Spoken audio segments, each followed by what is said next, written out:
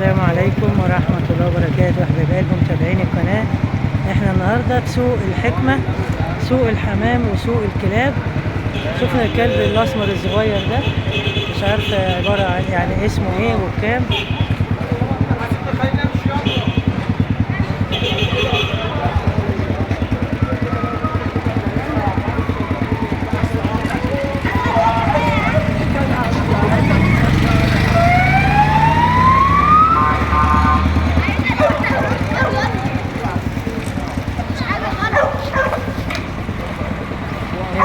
مجموعة كلاب شكلها كده فظيع فظيع فظيع، كمية كبيرة للغاية، زي ما يكون غابة هنا مربوط فيها الكلاب، كلاب لا حصر لها ولا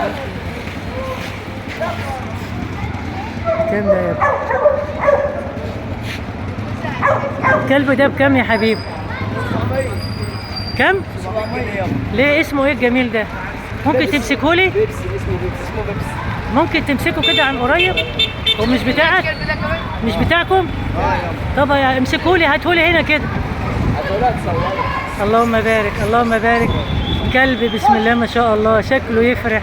اسمه ايه؟ بيبسي كنوار، اسمه بيبسي. ده بكنوار؟ بس نوع، بس نوعه جميل قوي. وريني كده. اللهم بارك اللهم بارك. ب 700 جنيه. كلب جميل جدا، بكنوار جميل جدا جدا جدا.